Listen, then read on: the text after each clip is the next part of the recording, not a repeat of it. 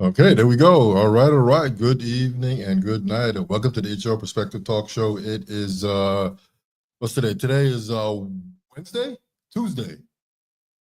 Tuesday, okay. I guess that it's Tuesday, so I believe her. Today's Tuesday, July 29th, 2025. My name is David, aka Kimba, aka Christian. Biggie Soup was here last night. He'll be back again. He's back on special assignment. Thanks for him coming out for the 500 show. We had a blast. Check out the video for that show last night. We were just kind of reminiscing about all kinds of good stuff. We're coming to you on Facebook and YouTube by the means of StreamYard.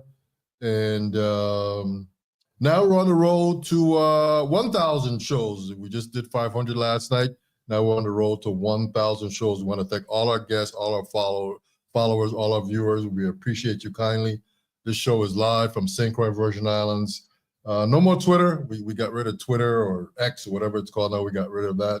Like, subscribe, share, follow on both platforms. On YouTube, which it's Your Perspective Talk Show Podcast. Just search for that. It'll pop right up. You see all our shows. On Facebook, I'm coming to you tonight on I Am David Christian. That's my personal page. Later on tonight into tomorrow, I'll move the whole video over to the business page, which is called Live from the Virgin Islands, and most of our shows are there as well. What else we got? As you can see, our podcast tonight is 501, and as you can see, we have a special guest in the studio tonight. Her name is Dr. Carmen Cintron. Thank you for coming on. Thank you for having me. Yes, and this was all kind of hooked up by our dear friend Phyllis, aka Phyllis. She's over there watching us over here. Thanks for coming in tonight. I really appreciate that. And by the way, too, the phone line is active tonight. So please call 340-513-2469. Let me put it up right there. Take a look at it, and we'll have some fun. So Dr. Cintron, thanks for coming in tonight. Thanks for having me. All right, man. So I don't know where we're going to start. We were kind of laughing about some stuff just a few minutes ago, but let's get into a little bit about you first. You're a doctor. I think I saw that you were you're in internal medicine. I'm internal medicine. Okay, and how long have you been practicing? Oh, it's a very long time now. I've been practicing medicine for about 40 years. Oh, really? Okay, okay. Yeah. I'm a graduate of St. Joseph High School. Okay. I'm a product of the St. Croix, U.S. Virgin Islands. My DNA has been in this region since long before Columbus landed his ships. Okay. And so I am of this earth. Okay. Our earth. Our earth. So yeah. why did you want to become a doctor? Well, that's something that I wanted to do from the time I was like 10. I just wanted to take care of sick people. I would take care of our sick pets. I was always trying to sew up cousins and stuff who would get cut in the yard by broken glass. So I always knew that I wanted to become a physician when I, became older. Yeah. So the sight of blood and guts never bothered you? Never bothered me. Okay. And I would imagine to today it still doesn't bother you? No, it doesn't bother me. Okay. Vomit bothers me. Huh? Vomit. Vomit? Oh. Because it's slimy. Okay. I don't like that slime. Yeah. Okay.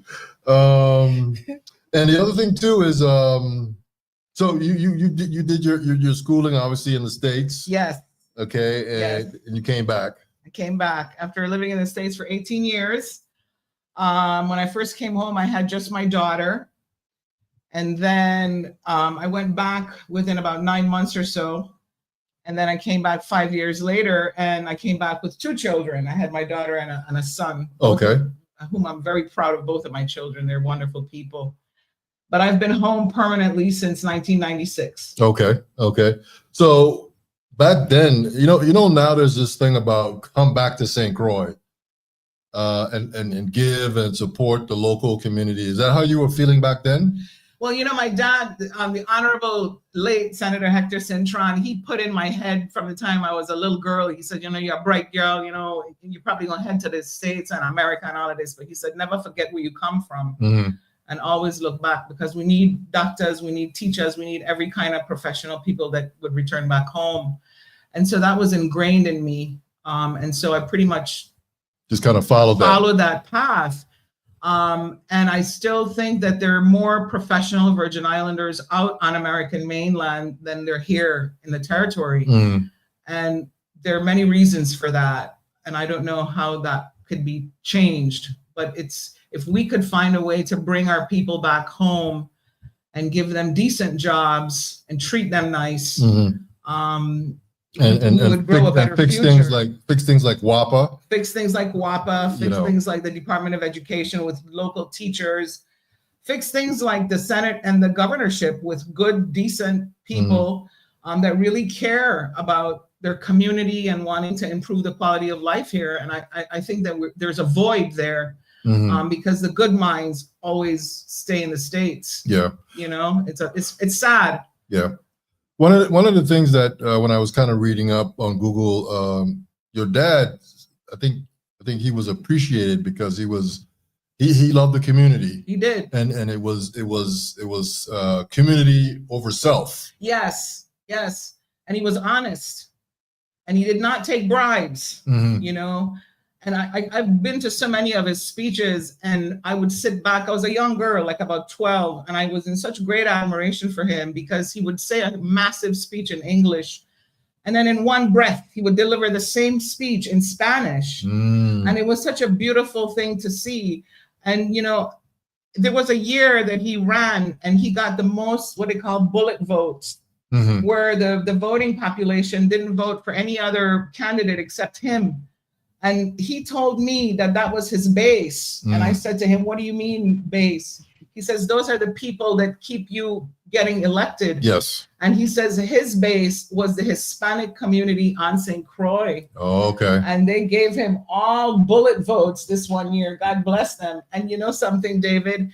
The Hispanic community has turned out to be my base also. You know, I don't speak Spanish. Yeah, most of my patients are Hispanic. And you don't speak Spanish? I don't, not fluently. Okay. I could do some kind of Spanish. You know, I went to Peru a few years back, and that, you know, there's nothing else but Spanish. Right? And so I tried, you know, and I was kind of pleased when they were understanding me. But I don't have a level of confidence with the language. And I think I sound dumb. And so I avoid speaking. You sound like a person that doesn't know Spanish that well. Yes, like the verbs. The verbs are very confusing for me. Yeah. And so I kind of stay away from it. But I could do a social Spanish, but I can't do serious. Yeah, Spanish is a little different because, you know, in English you have the noun and then the verb. I think in Spanish they do the verb first. Yes. And then the noun. So you know, it's a little tricky. And everything in Spanish is a gender. Yes, that's true. And so it's kind of, you know, you gotta know what you're doing and saying. Yeah. So if I read this correctly, your father was a senator from 1970 to 1984. Something like that. Many years. Yeah. So based on that, it's 12 years. When you do the math, I think it's 10 or 12 years. Many years. So you were here as a kid? Were you? I was here as a kid. I remember he had a gathering in front of the government house when we were having a problem with WAPA. And at that time, his force was, okay, well, just if we all not pay our WAPA bill all at the same time, we could have control over what WAPA does and how they manage their utility. And I got off the bus from St. Joseph High School down by the wharf the afternoon. And I walked up the road because I knew he was going to be there. And, you know, there was only 50 people that came to that rally. And I remember when we were driving home, he was so disappointed. I thought he would cry that afternoon. And he said, you know, this is the problem with our people. He said, there is not enough unity. And they need to realize that until we come together as a people, these important things that need to be fixed and changed will never be changed. And it's still that way to today. It's still that way. Yeah. There is no cohesiveness. And then he also went on to say in that same drive home, one of the next reasons why is because the government employs most of the people in the community. And so even though they have issues with things, they're afraid to speak out because they would lose their jobs or their daughter might not get a job, or there was always some punishment associated with just speaking out against whatever was going on. And so it's as though the government has us hostage. and they have found a way to take away our freedom of speech and our freedom of expression and to control us. And until we as a people decide that we're not going to allow that anymore, things will never get any better than they are right now. I mean, we just look around and see how. But how do we fix that? I think it's going to be hard to fix because you have this dominant Democratic Party, and there's no alternative really. And I don't know if the Republican philosophy will take hold to where they're able to grow a party that has enough members to elect senators and whatnot. So it's dismal to me, and you can't fix that. I don't think we can fix that. But I've always said that the power of St. Croix is not so much in who the governor is. Our only power is who we vote to be our senators. And when I do my morning breathing and all of this, I often request of the universe to let my people, the Crujan people of St. Croix, 1 year send 7 independent senators over to represent us. And now we have a chance because you won't have that Democrat majority split that happens in our government where our Democrats meet St. Thomian Democrats, and then the St. Thomian Democrats get everything they want. Because now you don't have 7 Crujan Democrats. Yeah. You have 7 independent Crujan senators. And I think that's the only hope for St. Croix. And the way things are now, there is no hope for St. Croix. We get fed the breadcrumbs that are left back from whatever St. Thomas and St. John don't use. Yeah. And that's not how that's meant to be. You think we have too many senators? 7%? Yes. 7 there, 7 here. Yes. And 1. Yes. I think we do have too many senators, especially when nothing ain't getting done. It's like, why do you need 4 housekeepers and you got 1 house? Yeah. And what kind of work are they doing? I mean, how productive are they?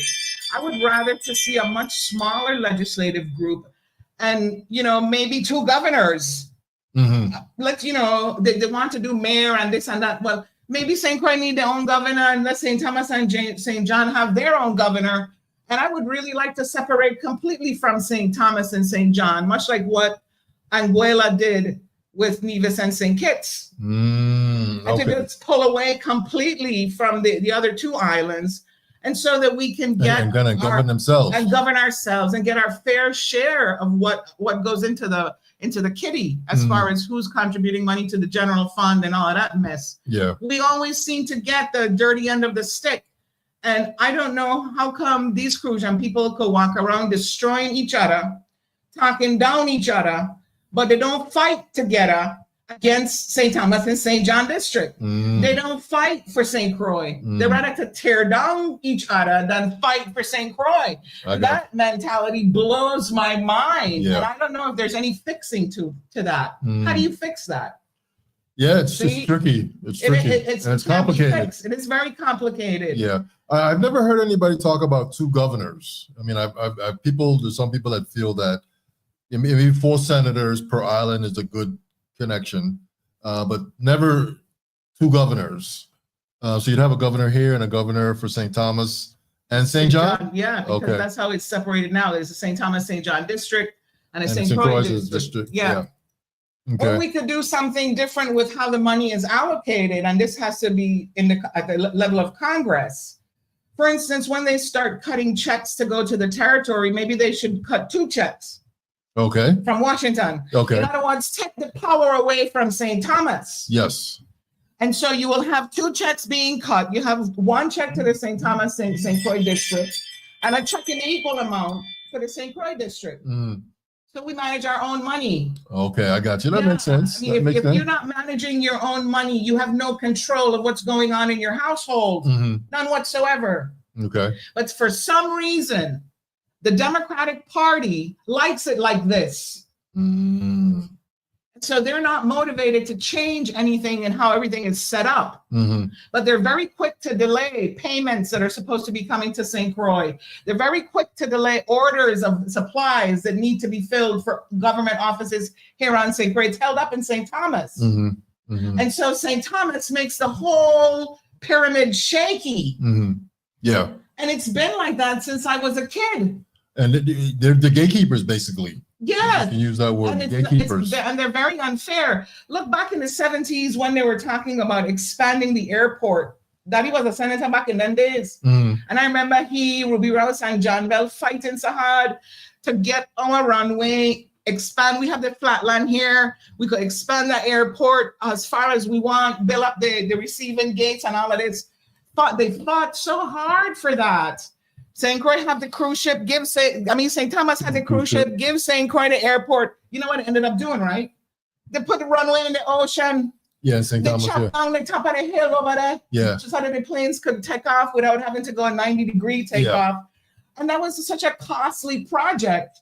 And they're still getting the big cruise ships there. And they're still getting it. So they stole the airport. Yeah. As far as I see it. Okay. Look at the medical school. That's more recent. The people who were supposed to build the medical school came to both islands. They saw the campus on St. Croix. They saw the campus on St. Thomas. They said, we would prefer to build our medical school on St. Croix. There is room for expansion. Well, you know where the medical school getting built, right, David? Where? St. Thomas. Okay. That's not okay. I thought it was being... The medical school? No, the medical school is going to be built. Whenever it's built, it's going to be built in St. Thomas. Okay. I remember they wrote, I guess they wrote all the doctors a letter when it was first starting. Oh, would you be willing to volunteer to be like a professor, whatever? I said, yeah, sure, sign up, whatever, send it back. When the decision was made to have that medical school put on St. Thomas, the renewing these letter, one of them come. And I wrote on that letter, I don't want to be a part of that medical school. As long as they're going to be built in St. Thomas, you count me out. Because that's wrong what they're doing. Okay. It's wrong. Okay. But that's what's happening. That's what's happening, you know? Look at the Cancer Institute, the Kendall Steel, whatever the name of that cancer place is in St. Thomas. Which is the island got a cancer factory? St. Croix. St. Croix, yeah. Who got a cancer hospital? St. Thomas. How much sense is that? That don't make no sense. It's so basic. It's a basic logical step 1, step 2, step 3, but there's no rules in it anymore. And that's because there is one dominant party that runs the show. Okay. And they've been running the show for the past 40 years. So you say dominant party, which is the Democratic Party. So you think that the Republican Party should take over? The Republican Party isn't strong enough to take over. Okay. Even the ICM party, which was a real party, that was Cyril King and Juan Louis party. That was a real party back then. It's pretty much dissolved. I think Positive Nelson is the last ICM that had a political seat in my lifetime. I might be wrong on that. Yeah, and he's a big Cyril King supporter too. Yeah, but that party is just about dissolved. And so there is no party other than the Democrats. Okay. And so when you look around people and you see the chaos and the lack and the neglect in every facet of our lives, it is the Democrat Party that's responsible for all of this because they've been running the show for the past 40 years. And I don't know when the people are saying, we're going to get wind of this, but it's time to break away or we are doomed. I don't see a future for St. Croix. Well, break away to what though? What? Break away to our own governor, our own island, our own money, run our own show, do our own thing. Okay. Yeah, do our own thing. Okay. You know, because of how it is now, it don't serve us. It serves St. Thomas. St. Thomas. I don't even think it serves St. John. I think St. John is almost treated as badly as we do. You know, they get a larger share of the tourist dollar because they ferry boat them across. Yeah, it's close. But St. John is neglected. Look, I'm sure I don't have a school in St. John. That happened since I was a child. Yeah, yeah. They're catching a ferry early in the morning, they're going back on a ferry late in the afternoon. That's a disadvantage. Yeah. You know, and that's been going on, God, maybe 100 years or something. Yeah, yeah. It's just a little closer. That's why they do that. Yeah. So we need a ferry here to go from here to St. Thomas. What are your thoughts on that? Does that make sense to you? Here? Huh? Like a airplane. No, like a big They used to have that. Remember the ferry service? to go from here to St. Thomas? Yeah. Okay. Was it taking cars? I don't know if it was taking cars, but I know it was taking people. I've been on that years ago. I traveled on that. Okay. It's a little far for a ferry to me, but then who am I about ferries, right? Yeah. But you know what, something, David? I don't want a whole heap of St. Thomas people coming here on a ferry. Okay. You don't think so? No, no. So I made a comment one day. I said, my son, it looked like all these people coming from the States and building up house all over our hill and everything, right? The guy said to me, oh yeah, you think that's people from the States coming and building up our hill? That's St. Thomas. Oh. I said, oh, that's interesting. Because it's cheaper to build on St. Croix. Yeah. And it's safer. And yeah. You don't have your people falling off of a cliff or whatever. And I'm like, oh my God, they're gonna come and put houses all on our empty hills. Who wants that? Yeah. Yeah. It's building up a little bit though. Yes, it is. Yeah, a lot. It's scary. Yeah, it's building up a little bit. Yeah. I remember back when I was a kid, it was just all vacant. Very vacant and very beautiful. Yeah, now it's houses, especially on the north side. Yes, you go around there and there's houses. You see houses all over the place. So let me ask you this: so you say that the Democratic Party is a stronghold, and the Republican Party is I guess non-existent. Powerless. No, it's not that it's non-existent. It's powerless. Mm-hmm. Every year they run Liliana Belardo. That Liliana Belardo was a senator around the time towards the end when Daddy was a senator. Mm-hmm. I know her. I've been to rallies with her. Daddy supported her. They supported each other. But she's the only Republican. David John Canigata ran one time. Yes. But then something happened there. And there's no, you don't have enough of a Republican Party to elect them. Mm-hmm. You know what I mean? Yeah. I just, I don't know what's going to change there. But do you think that it's the folks that are running for office that are Republicans, or is this in general, the general population, there are not enough Republicans? In the general population, there's not enough Republicans to do a fair vote. Okay.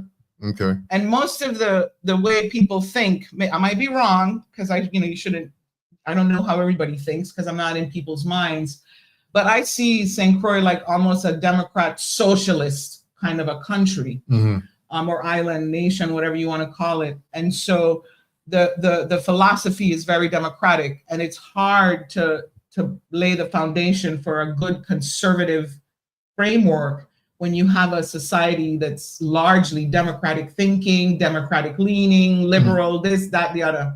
It's hard to get that, conservative base growing. I don't know how they're going to do it, if it can be done. Okay. So when you say that, I guess what you're saying, we'll be stuck. We're stuck for the rest of our existence then, unless we put independent senators to represent us. To me, that's our only way out. Okay. For right now. Okay.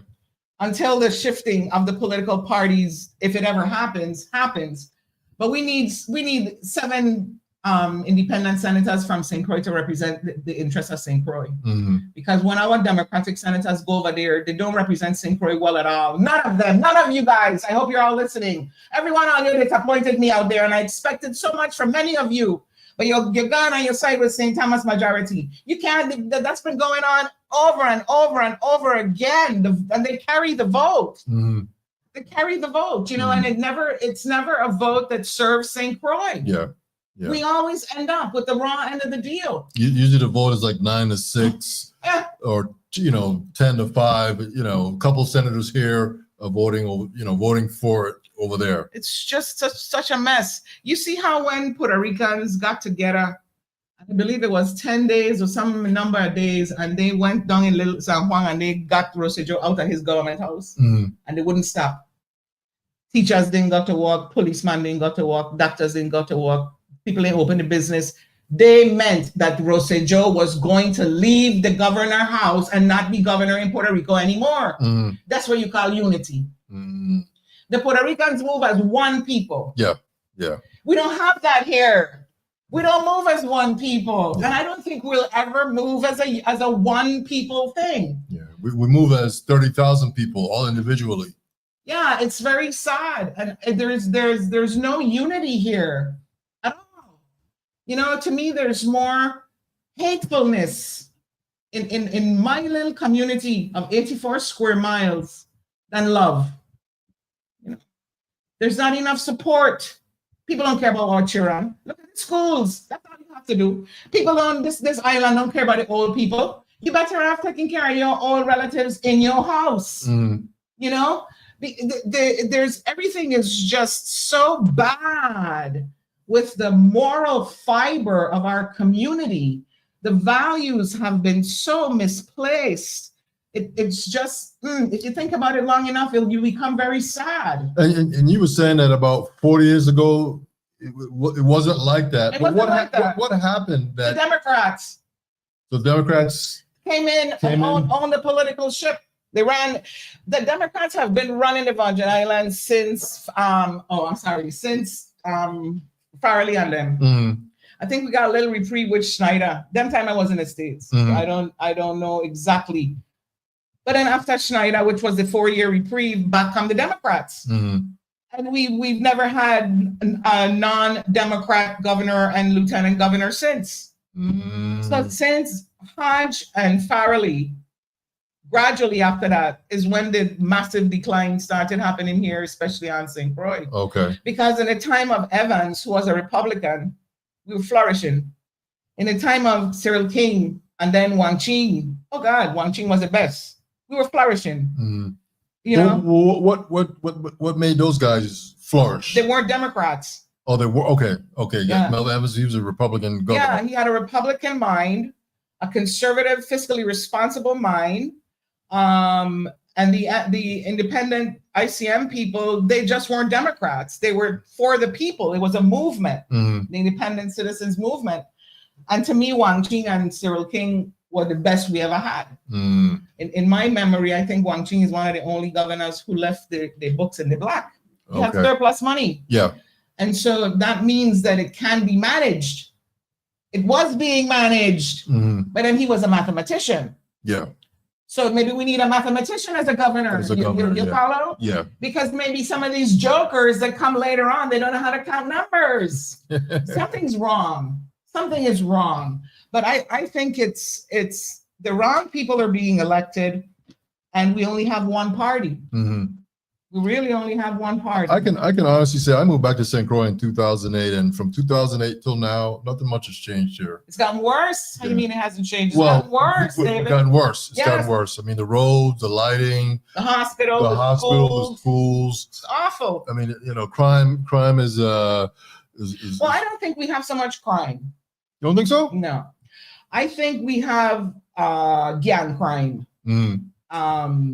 And tourist crime. I feel very safe in my home. I feel very safe walking around the place. I don't think none of these little bad boys gonna try and put a gun to my head and say, "Oh, give me your money, whatever." I don't feel that kind of crime here. But now the bad part of this crime is the bystanders that aren't supposed to be there getting shot or killed. That's the innocent bystander, unfortunate crime. But I believe that the crime here, at least on St. Croix, is a targeted type of crime. Okay. And it's the young man who's a member of a gang crime, and then there's the tourist crime. Yeah. And that's basically the crime that I see here. Yeah. I always tell a joke about the crime. I get robbed in town, and the police come and they say, "Oh, did you see anything?" Well, how can I see anything? It's so fucking dark out here. Oh, you can't see anything. You know, anything. It's like, honestly, when I'm here in the house, I always have a couple lights on because, I'd like to be able to see if someone got into my house instead of all the lights being out and dark. I couldn't see anything. It was dark. I got my lights on to see. I can say it was a white guy with a beard. If it's dark, nobody can come into your house. How can you see? Don't worry about it. But you're right about the lights, though. Huh? You're right about the lights in public. Oh yeah, I mean, definitely. That would be a big deterrent to crime, car accidents, and all of that other stuff. Yeah. And that's our next whole discussion, right? Why don't we have more street lights? I don't know. The only time St. Croix was all lit up, Governor Evans, Cyril King, Wang Ching. After that, light going out all over the place. I'd never replace them. Yeah. Do you think that's because of WAPA? I mean, somebody ultimately has to pay. That's neglect. Okay, it's just neglect. Government neglect. Because what it take to put a bulb in a street light? Mhm. Come on, man. Yeah. You know. Well, and now they got solar. They can now they got solar. They can run the streetlights See? from solar panels. There you go. Exactly. Especially on the highway. The highway is pretty much wide open. There's not enough streetlights. You know, there's not enough streetlights. And then all of the roads aren't painted with the edges. And so, God forbid you're a tourist. Mm-hmm. You're gonna fall over in the gutter. It's just a matter of time, right? Yeah. Yeah. And don't let it rain. Oh my God, you don't know how deep the hole is until you go in it. Yeah. You know, they don't, to them, and I'm not just saying to this administration, I'm saying to many administrations, they don't act as though it's important. Public safety is not important to them. Mm. You know? Yeah. Okay. And healthcare is not important to them. Well, let's talk a little bit about healthcare, because everybody knows here the hospital on St. Croix and St. Thomas are struggling. You know, I know some people have left. You hear that doctors are leaving because no supplies, no toilet paper, no this, no that, no this, no that. And obviously we've got this way, you know, because I don't know, people say that the money is being stolen, it's being taken. You know, they're using it for other things that are probably not as important. You know, I mean, what are your thoughts on all of that? Well, I have many thoughts about this.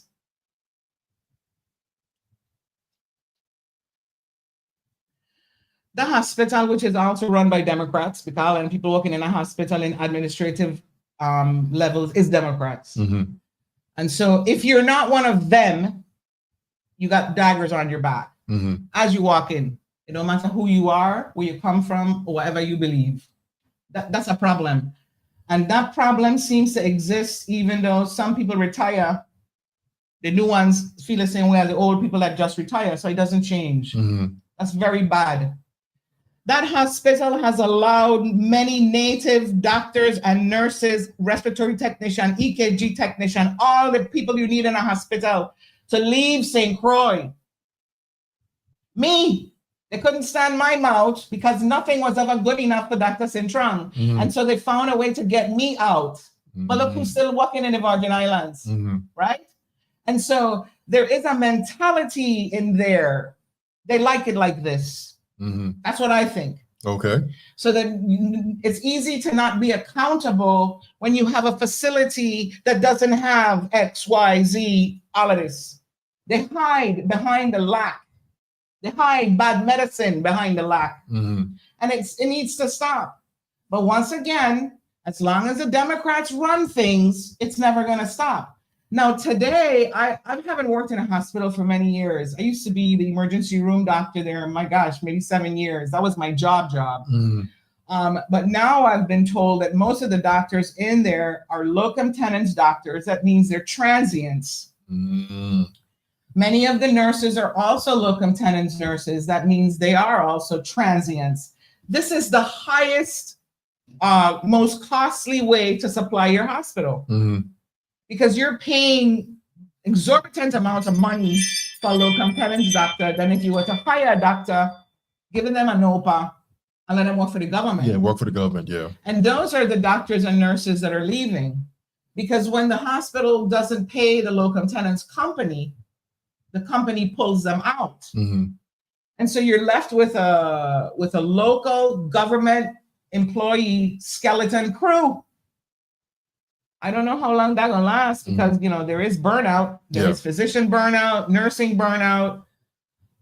It's just a bad management all across the board, man. And there's no incentive to do better. There's no incentive for people to come and stay. I mean, if you look at all of the doctors that came and left, they were all good doctors, including myself. Mm-hmm. Why did we leave? Why? Well, you think you guys were forced out because you didn't sort of fit? I was forced out. Okay. I think Dr. Kendall Griffith was forced out. Mm. Michael Potts was ready to go, but in some ways he had enough too. So on and on. Miss Dute had a son that was an orthopedic surgeon. He came home there briefly. He lasted about 6 months and then he disappeared. And I was like, what happened to him? Mm. Mm. See, there's a lot of stuff like that goes on. And then you have the newer, younger doctors that are looking from the state side, looking in to see what's happening on St. Croix, St. Thomas, and say, you know what, man, I don't even know if I want to go home now. I got a good job up here and the cost of living much better, and I gonna get to buy me a nice house. Why come home? Yeah, that's the thing. Why come home? Why come home? What do you have for me here? Except you're trying to destroy me because I use my freedom of speech. That's not right. Yeah. There's a lot of that. There is a lot of that. And the same thing can be said for teachers. Why should we be having to get teachers all the way from the Philippines when we have colleges here that give education degree? If I was the governor, I don't know if they'd do this, of that school or anything, they wouldn't have to have loans. Work here, give us 10 years, take care of your whole education. We need math teacher, science teacher, that's what we need. Same with the nurses. We have 2 nursing schools in the territory. We should not have a shortage of nurses. Yeah. How are they figuring this out, David? You just need a little creativity. You need a little bit of incentive. You need a little bit of reward system there, and to encourage our people to stay. I mean, they just let us go. Yeah, it's pretty sad. It is sad. It is sad. I give up on a whole bunch of them. Yeah. And right now, I don't belong to no political party. I don't have no money in the GERS when I retire. And I have the most freedom of speech that I've ever had in my entire life because they cannot hurt me. They can't take away a job from me. They can't punish me in no way. They've already done it. And I survived. I survived. And I'm still standing.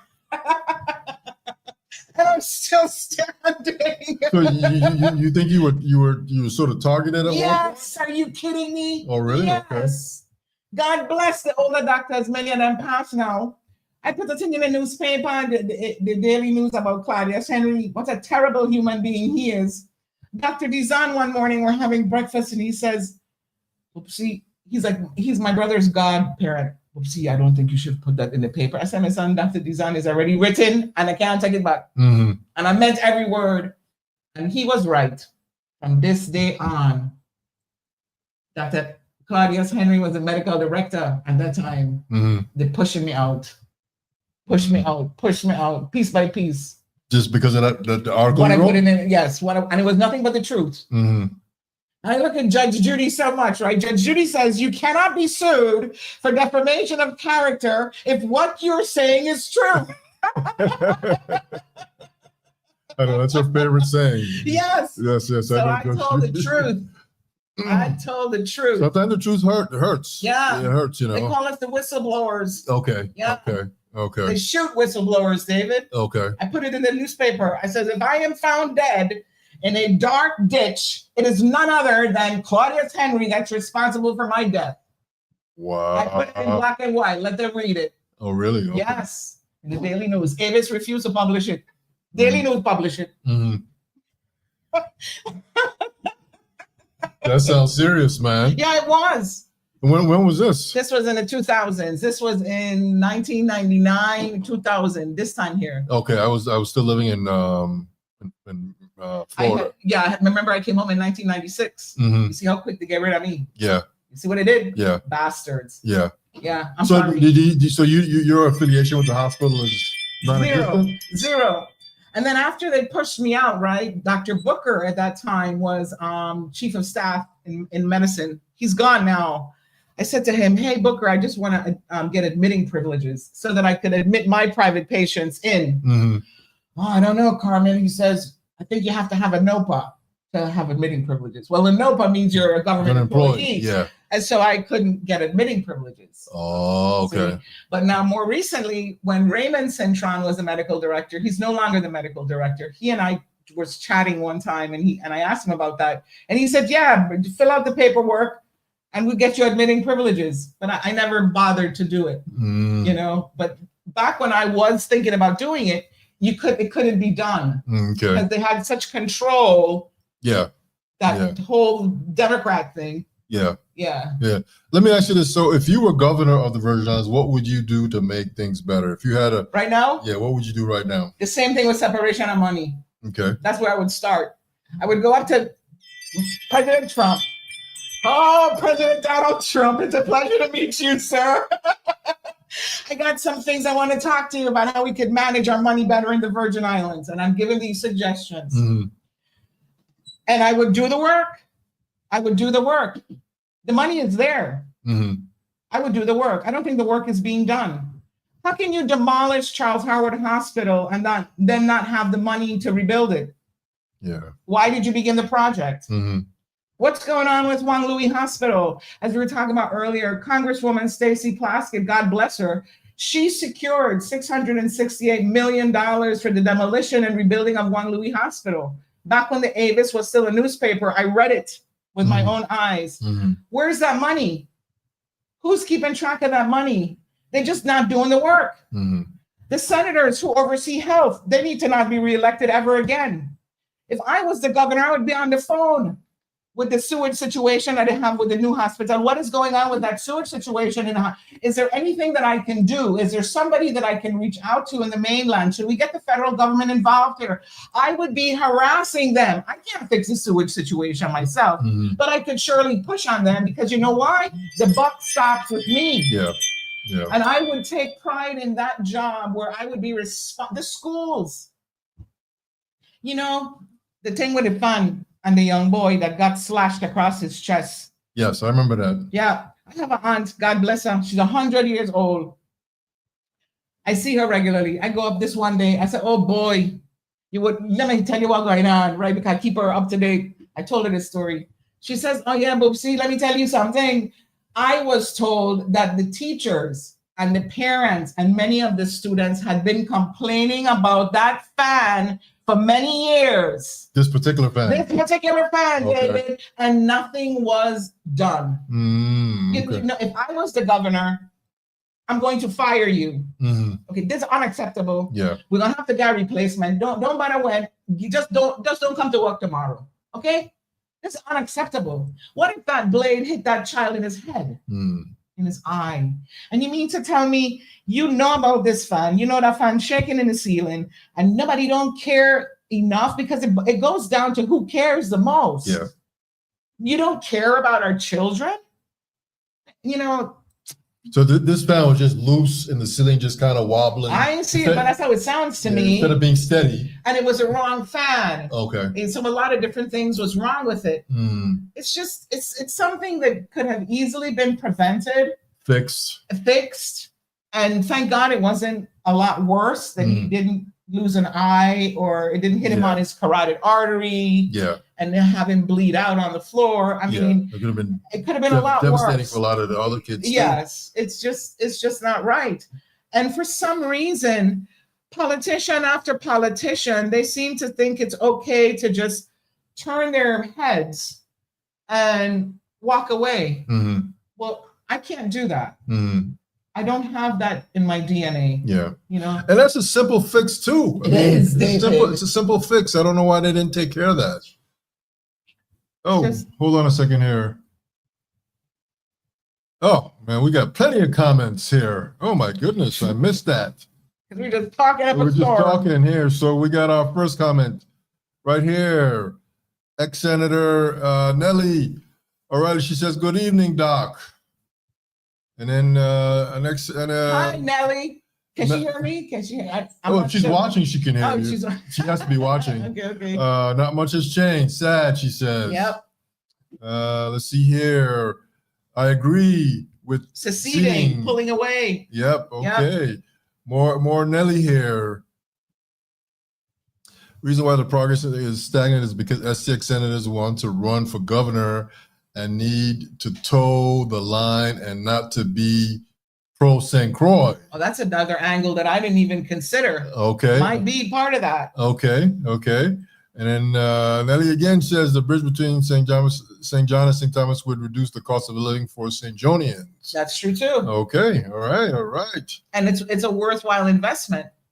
Map. She says map. I guess she's saying map for governor. Map for governor, I guess is what she's saying there. Well, I didn't understand why he lost. I know he won on St. Croix, but to me, he was a good governor. It's like he didn't do anything bad to make him lose his seat. But again, you know why? The Democrat machine, David. Okay. Okay, I got you. They come in there and they put that spoiler in there. And what a no he turned out to be. My piece. Who raised that man? Now I'm going to start to talk. Oh. Nelly goes on to say, one more term. For who? For Brian? I'm not sure. For MAP, one more term. Yeah, because Brian can't go anymore. No, Brian can't go anymore. Who we got here? Stormy Gordon. Good night. Real talk. Yeah. Let me see here. Alma Mesa. So you say Republicans, but do you mean Trump? Republicans to do what? I love Trump. Trump is one of the best presidents America has ever had. He's one of the best presidents in my lifetime. God bless that man. Now, that doesn't mean I agree with everything he does. He should have never bombed Iran. I don't like the way he treated the Palestinian issue like he wants to make a resort there. I hate the way he sugars up to Netanyahu because Netanyahu is the Antichrist in my eyes. But everything else that Donald Trump has done for America is great. God bless him, and he has the courage to change things. We need somebody who has the courage to change things. That's what St. Croix need. Not more of the same old crap. I love Trump. They tried to kill him twice. Listen, in American history, only good people get assassinated. Okay? Only the good that get assassinated. They don't assassinate bad people. All down through the 60s, the two Kennedys, Martin Luther King, Malcolm X, all good, powerful men. All of them dead. All of them assassinated. Yeah. And so they tried to do the same thing to Trump. And don't be fooled. It was the Democrats who tried to assassinate Donald Trump. Okay? Because they're the only ones who would benefit the most if that man was dead. And so don't worry, they're going to find out the truth. Americans going to find out the truth, but we already know. People who love Trump notice them. Man, so Miss Alma Mesa, yes, I mean Trump. I proudly say it. Alma, if you're still listening, I want Trump to come to St. Croix and shake this place up. And I'm giving a big kiss right on his face. Here and there first. Welcome to my beautiful island.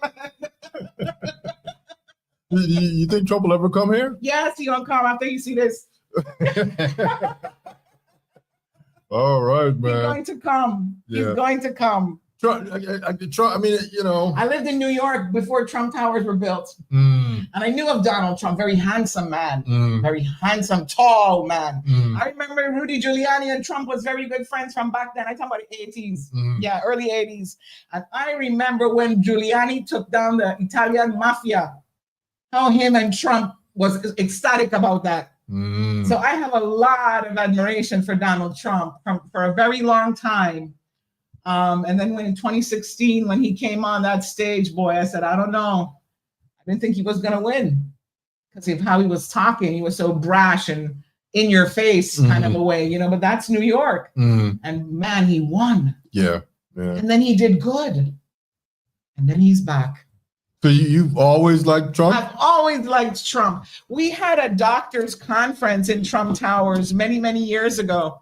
And it was this beautiful dining room with these magnificent chandeliers. And I was just looking around. I felt like I had gone to like a fairyland or something. And then I hear all this rumbling coming from in the back of the room. And an entourage of people were walking down. And there was Donald Trump. He was towering over everybody, and I stood on the wall and it was so many people. And I'm looking at this. I don't particularly find white men attractive, but I thought Donald Trump was the most handsome white man I had ever seen. He was gorgeous. He was slim. His hair was all poofed out, He has the same hairstyle, by the way.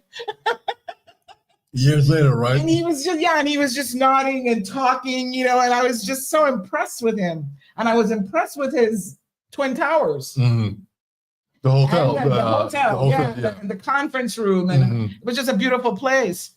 Yeah, man, Trump is the man. God bless him. America is lucky to have Trump in these times. And you feel away because you think that he's shaking things up. I think he's the man for the moment. Yeah. I wish he would not trust Netanyahu because Netanyahu is the one who encouraged him to bomb Iran.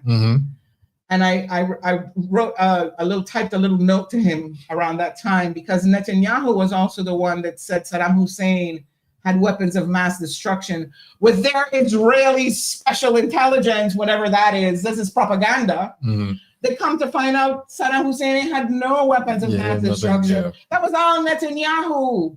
And I reminded Trump about that. And I said, please don't trust that man. He might be the one who destroys your reputation and your legacy. I typed it in and I sent it. And he said, where? To White House. You know, on Trump thing, you have a place where you could type into Trump and his people. So I'm assuming it went to the White House, but I know it went to the Republicans. Okay. You know what I'm saying? Okay. And I go in there with my phone from time to time so I can deliver him a message. Okay. Yeah. Because I love Trump. Okay. I trust Donald Trump so much that I believe everything he says he's going to do, he's going to do. And I believe that everything that he does is going to be good for America. I trust him. Even when they were debating about these tariffs, I said, leave him alone. Yeah. Let him do what he's doing.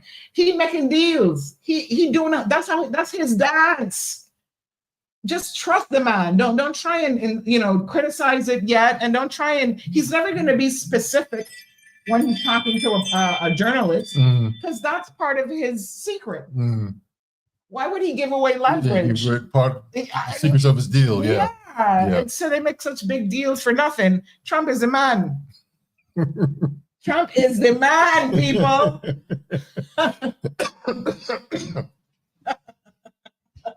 Hear it there first. Trump is the man. Trump is the man. You're gonna find out who killed Martin Luther King. You know who killed Martin Luther King? They said Martin Luther King did not die on the balcony that day. That they were able to take him off of the balcony and they took him to a black hospital. Which back in those days, you got inferior care at black hospitals, even though you were being Martin Luther King, and that he was still alive. And they left him in a hallway. They didn't take him straight into an operating room or nothing. And then there is a theory of sorts, and they showed a picture of this on this one thing I was looking at on my phone with these 4 white men, the men in black. And Martin Luther King had his eyes open on the hospital gurney, and they said that one of those men put a pillow over his face and suffocated him. Wow. Yeah. So that I read that somewhere on one of those things in the phone, and I said, God bless Donald Trump. Yeah. He's gonna get to the bottom of this.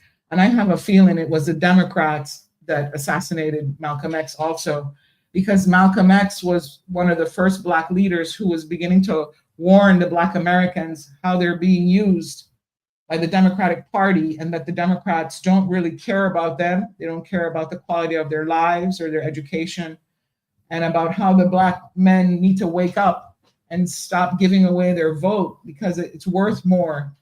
And I think the Democrats killed Martin Luther King. I think the Democrats killed John F. Kennedy. And I think the Democrats killed Robert Kennedy. I think the Democrats are the worst political party on the planet right now. And I'm so happy that it's being destroyed, at least in America.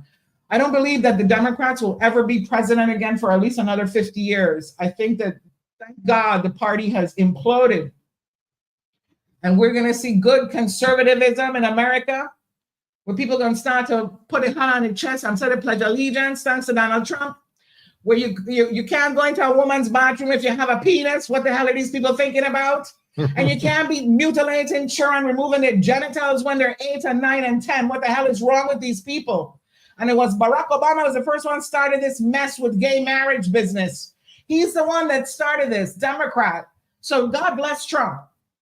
God bless Donald Trump. He is resetting America. And he knows he's an old man. But guess what he knows too? He have grandchildren. And he did not like the path that our country was taking, and neither did I. And God bless that man for having the courage to put us back on track. So for all of you who dislike or even hate Donald Trump, do it in your room. Don't bring it on the street. You're going to lose. So Alma says here. Alma, is that your Alma? Phyllis? Alma. That's Phyllis Alma. Oh, that's who that is? Guilty as charged. Did you tell her? Did you call her and tell her we're doing this tonight? God, what did Alma say? She agrees with you 100%. Even with Trump. Wasn't Yeah. she the one that said, are you Yeah. talking about Trump? Yeah, and then she also says here, she made another comment, y'all need to hear what she's saying. Oh, good. Thank you, Alma. Well, let me stay on the Trump train for a minute. It was the men who elected Donald Trump. And look at this beautiful thing. The new men that came out to support the Republicans this past voting season here was the Black man and the Hispanic man. They came out in numbers, okay? And they brought that man over the finish line. God bless. And thank you to my Black and Hispanic brothers for doing that in America. Is this seen in America? What, the podcast? Yeah. Yeah, Yeah. of course. Thank you all for doing that because he needed y'all's vote. He needed that vote. And you know who else came out and voted for him? The suburban mom that doesn't want her daughter competing against the boy. But she's a Democrat. Okay? That bothers mothers. That you could have a daughter in junior high or high school and a young man who has his hair in two braids and wearing lipstick could come in there and swing his penis around. But he has the right to be in the girls' bathroom. The mothers did not like that. Yeah. So those mothers, I thank you. And that was a group of women that Trump didn't have favor with. The suburban mom. Yeah. They didn't like Trump because he was just so vulgar. But that whole thing, you see, the Democrats gave the election to Trump. They didn't even realize what he was doing, David. Yeah. So is there a difference between soccer moms and suburban moms? I think they're the same. Okay. Yeah. Okay. I got you. And I think pit bull moms are the same as them too. They're ready to bite your head off, eh? Yeah. All right, man. They go to all the children's functions at the school and they're very involved, I was one of those moms. Yeah, please call tonight, 340-513-2469. The telephone line is wide open. Call and have a discussion with our guest tonight, Dr. Carmen Cintron. She's here giving us the tea, man. This has been a very spirited conversation here, man. We can talk about medical stuff too, like diabetes and high blood pressure. Well, let's do that. Let's do that real quick. So I'm of the belief that one of the reasons we have so much diabetes rampant in the territory is because we have a poorly educated public. And we eat wrong. We're eating too many carbohydrates per plate. So I always recommend eat one carbohydrate per plate. Pick your carbohydrate, even if you're already a diabetic. Don't be eating more than one. And take your medicines as prescribed. Just don't play with it because diabetes is a form of rapid aging. And it makes the quality of your life worse as you age. There's no reason that a community of our size should have 2 dialysis centers. And I thought they were going to be building one in Frederickson as well. That's too many people losing their kidneys. And these diseases are very treatable. Dialysis is preventable. Strokes and heart attacks are preventable. But people just need to take their medicines and do their diet modification. And same for the blood pressure. We eat far too much salt here. The other day I went to Kentucky to get some chicken because I was lazy. I didn't feel like cooking nothing. That chicken don't even taste like Kentucky chicken, pure salt. And I said, you know what? Me buying this chicken ever again. Maybe that's what I needed to turn me off. But everybody does extra salt. And because it takes your pressure up immediately. And we should really be cognizant of how much salt and how much starch we eat. And get this thing under control. Now, that's something that if I was governor, I would be putting on PBS once a week, talking about some illness in our community every week, once a week, a different illness, asthma. Because we need, the more educated your community is, the healthier your community is. And we don't have enough education. We really don't. And that's so easy to fix. Every now and then you hear about the outreach from the Department of Health, like when you have a dengue breakout and when outbreak. But that shouldn't be just for dengue. That should be for every illness. You know what else we have a lot of here? We have a lot of asthma here, and we have a lot of thyroid disease here, and nobody talks about those. You know, I remember when I first came home and I was working in the emergency room, and I noticed all these little kids would be doing their nebulizers in the blue chairs. And I said to Miss Rolson, God bless Miss Rolson, wherever you are, Miss Rolson, I hope you're well. Excellent, excellent head nurse. I said to Miss Rolson, Miss Rolson, how come I got so much children with asthma around here? She said, Dr. Cintron, look at the address. Oh, all of them live in Dunwin Hess. I started to pay attention to the address of these children. I said, oh my, look at this. We are polluting our air to the point where we're making our children sick. Yeah. And nobody seems to care. And I'm telling you, this was back in the 1990s, the late 1990s and 2000s. And it's, thank God that the refinery closed. And I hope to God that refinery don't ever open. And I don't think they should open with this crummy hospital we have, because they cannot do a catastrophe over there. And so, if for one thing the bad hospital is good for is to not allowing the refinery to be open. Yeah. And Trump is a man who's gone to drill, baby, drill. That's not one of the things that I agree with him on. But if we had our ducks in a row, we would be opening that refinery all now, because this president is not going to stop that. He wants that, you know. But our island is not in a position to have a refinery of this magnitude with such a bad healthcare system. We wouldn't be able to handle a catastrophe. Yeah, disaster happens. Yeah, it wouldn't happen. And so, you know, there's a lot of things that we're just not taken care of and still aren't. They say we have a cancer registry. Where is this? Yeah, I've heard that we don't have one. No. We don't have one, yeah. I remember when MAP was first elected, with the first 2 months, there was an announcement that came on Mr. P's show where they were encouraging all the doctors and the doctors' offices to gather up all of our records for all of our patients, dead and alive, who have malignancy, okay? And to make a list. But then come Hurricane Maria, and I do my list. I got my charts. Nobody from the Department of Health comes and says, oh, Dr. Cintron, we're coming to pick up your list to see we're making this cancer registry. It's as though it went into a box. And you know what, David? I think they don't want to know. I think that they don't want to know. And just like they keep sweeping things under the rug, they continue to sweep this under the rug. They don't care that we have such a high asthma in our children, these politicians. I don't wonder how they sleep at night. Yeah. You know? Yeah, I've when I used to live in West, I many times was smelling that odor that comes from the refinery.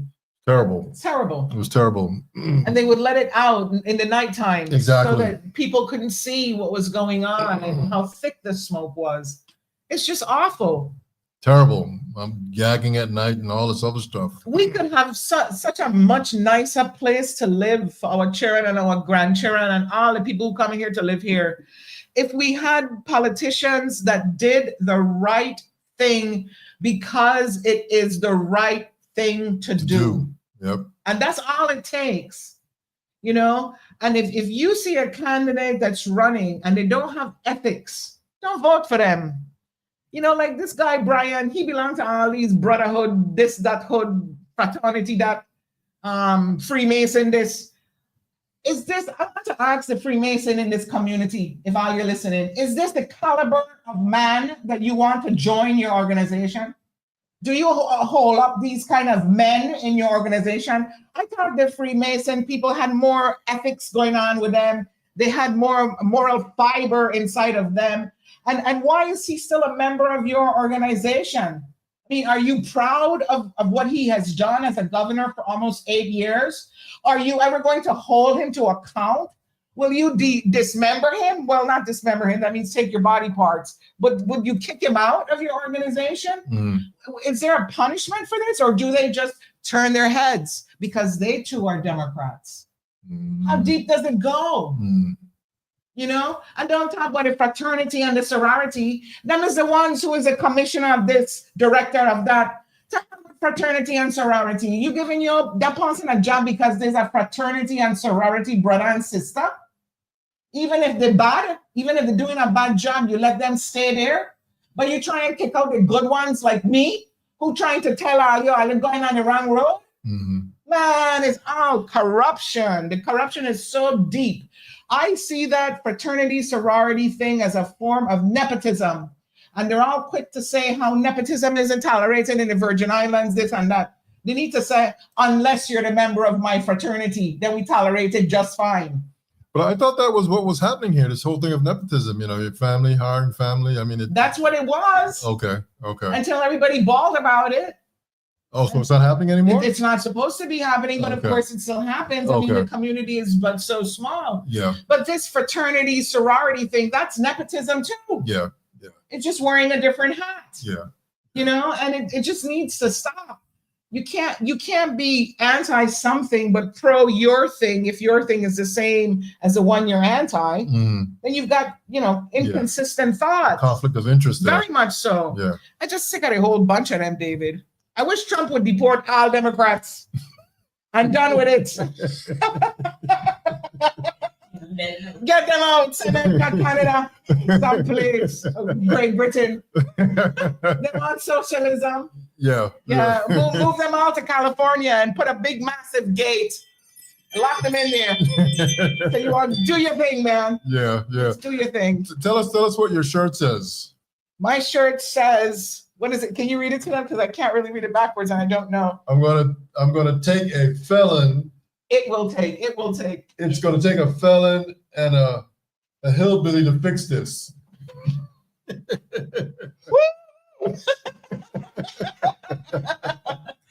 Oh boy, man. Hear it there from Dr. Cintron, man. Yeah. JD Vance is gonna be our next governor. President. JD Vance? Yeah. That's the vice president now. Okay. I was like, the names came to me there. So we don't have any more comments. So we want to thank all our comments. We had a lot of comments from Nelly. Yeah. I like Nelly. A funny story about her when I lived in the other place and we had the studio over there. She actually gave me and Soup a donation. She was like, well, who gives who sponsors this stuff for you guys? You guys got all this equipment and stuff, and she actually gave me and my buddy Soup $50 cash. So after she left, we just split the money. It was just and I see her on Facebook I guess just giving the rhetoric. Come on, guys. This is a simple fix. Why is it taking you guys so long to fix this? People are dying. People are suffering. Yeah. She's just kind of beating. Nothing happens. And nothing much She is tried happening. to get the money from the refinery before it closed. Remember, we want some money from that because there was a breach of contract. And she wanted that money to be earmarked for the people of St. Croix because we were the ones that were suffering economically with job loss and all of that. And the St. Thomians, them, and the majority, the money end up in the general fund. Yeah. You can go for anything. Well, it goes for St. Thomas. Okay. Let's be real. That needs to have an audit to see what % of money in the general fund is being spent on St. Thomas projects and what % is being spent on St. Croix projects. And I think that we would be all sadly surprised at how little we get. And Nelly tried her best to get that money just for us. Miss she failed. Yeah. She outnumbered over there. Yeah. Anyway, this was fun. We got another comment here. Let me just put that up on the screen here so you can see it. If we elect her, lots of things would change. Why do we care about the ferry taking cars? Well, that was a question for you, David. Well, shit. You take your, what are you going to do? Go over there without your car and then what? Rely on transportation over there? Well, I always have a traffic jam on St. Thomas. What a miserable place that is. They have one road. When you look at these other countries in the Middle East and Taiwan, they take your car with you. Yeah, they take your car. They take your car with you. So you can go shopping, whatever you have. Yeah, and then when you come back, they put you on the boat with your car and you keep it moving, man. I would like to take my car. Who wants to rely on public transportation? Any other thoughts? It's 9:10. Any final thoughts? No, it is what it is. It just we're in a bad state of affairs here. I don't see it getting much better. I encourage people to meditate. If you don't know how to meditate, join a meditation club, grow some inner peace, and dream your world into reality. I check in and out of this world. I live in a whole different world. When I open my door, I'm not living in the island of St. Croix like most people. I live somewhere in between, Mhm. you know. And I think that if I didn't find that place, I would be a very unhappy person. Yeah. Yeah. And so meditate, pray, whatever it is you do. And stand up. We need to find a way to unite for the betterment of the good of all of us, because we all suffer. Suffering together. Yeah, we're all- suffering, you know, and just don't get sick, because look our hospital. Mm.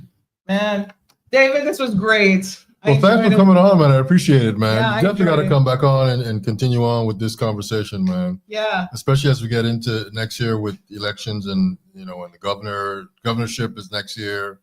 Well, who do you think's gonna win for governor?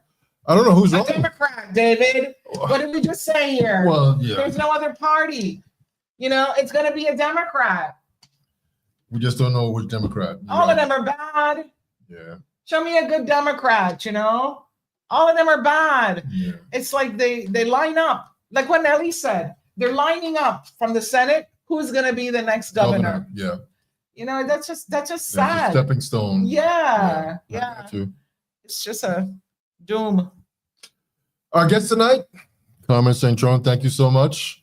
Thank you, David. And I had a wonderful time, and invite me back whenever you're ready. And I'll be happy to come back again and talk about something different than our island. Okay. Yeah, we could talk about all kinds of stuff. Okay. Sounds good, man. Thank you so much. This is the HR Perspective Talk Show podcast. Every Tuesday, Wednesday, Thursday, 8 p.m. until. There goes our audience, our one-woman audience over there. We'll thank her too.